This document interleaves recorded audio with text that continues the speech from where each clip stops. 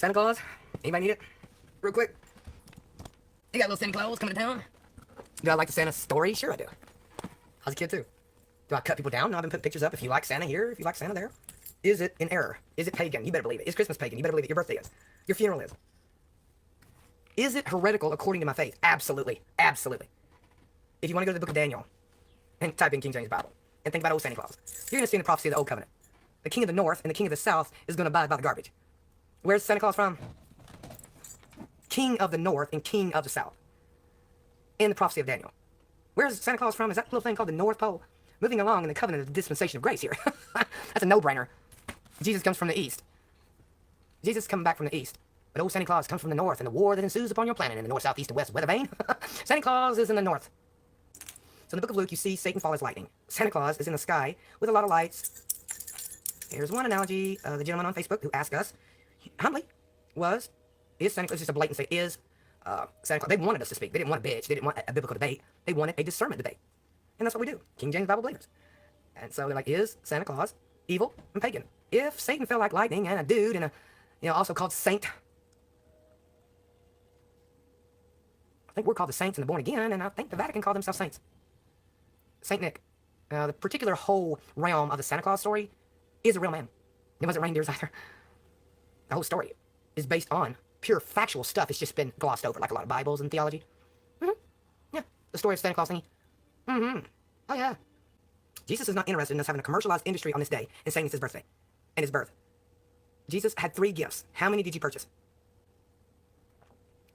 Jesus didn't get up out of the manger and go purchase himself 3 gifts off Amazon. And Mary and Joseph didn't leave baby Jesus to go on out and shop. Wise men brought them. Did wise men bring you your Christmas gifts today? And they were only 3. And were they frankincense, gold, and myrrh? If they weren't, move along. There's your discernment. You have 101 truth that today is not Christ's birthday.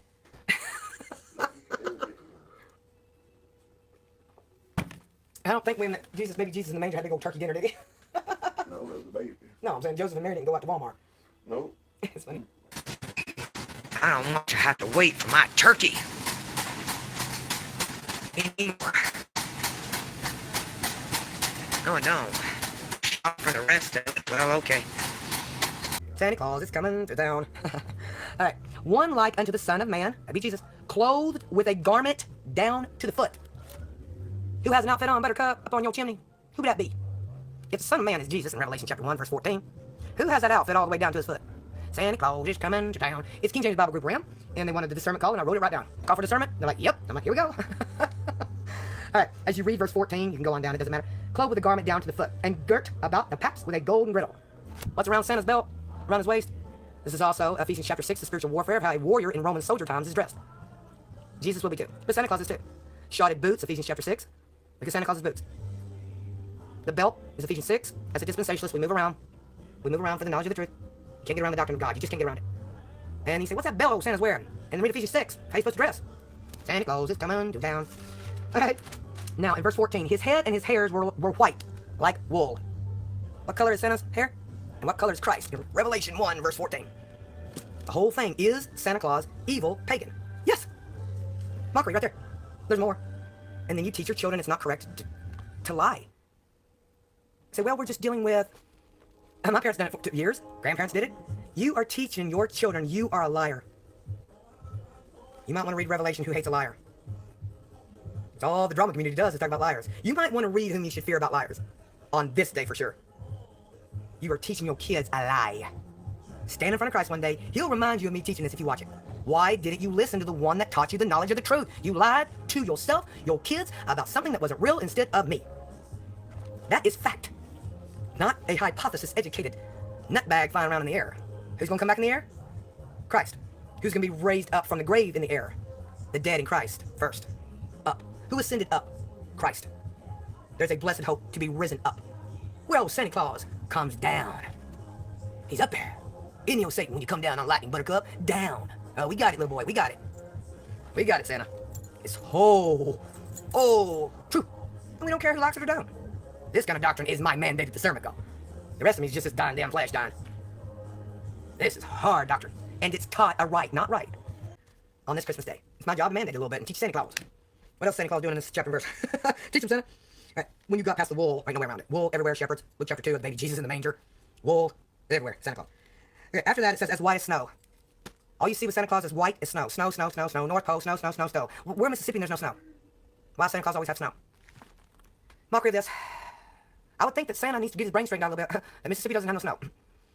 But there's no other way around it. You have some trying to fix it. A country Christmas, there's no snow. But the overall story of Santa Claus is snow.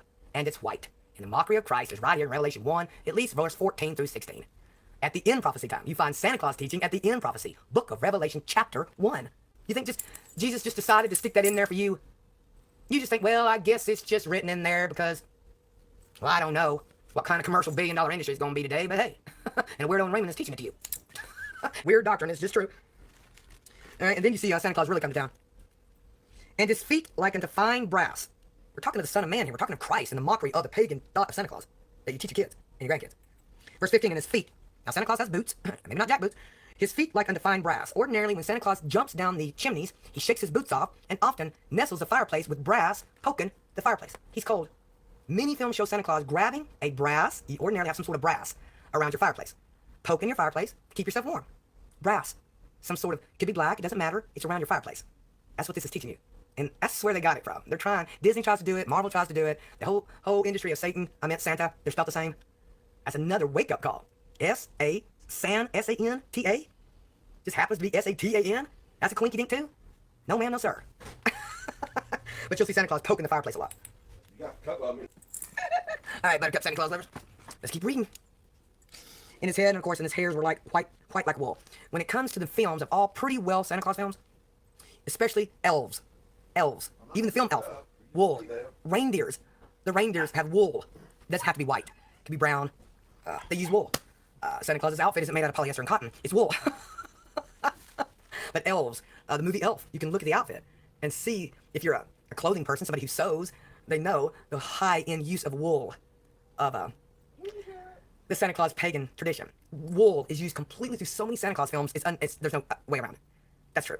And as it is written in Revelation, wool is mentioned, white hairs, Santa Claus, his beard, his hair, Jesus' white hair. And Jesus had a lot of wool. He was born in a manger. You believe today that he was born today? Wool was all around, called sheep. Book of Luke, chapter 2, 1 through 20. And the shepherds were watching over the sheep. Sheep have wool.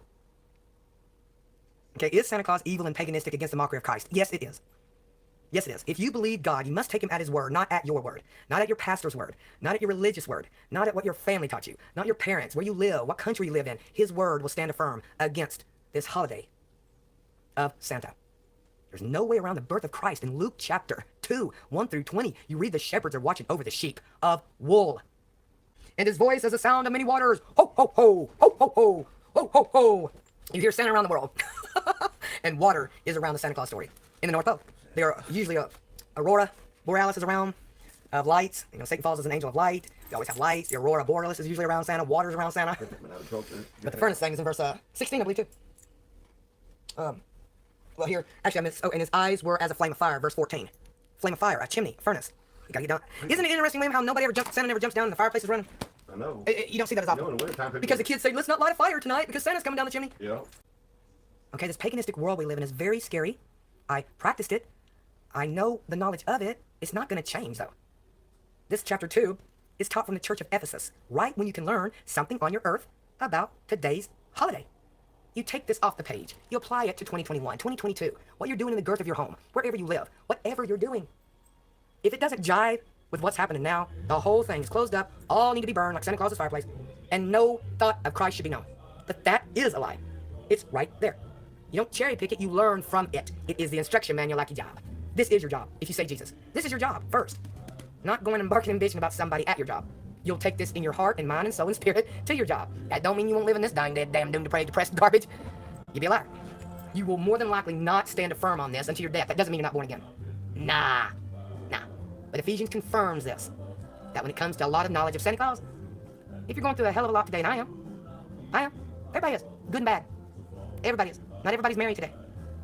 Not everybody's happy today. Not everybody had money today. A lot of people are sitting at a funeral. Some people are dead in a cemetery because they killed themselves. Some people are at war today, in their mind and around your whole world.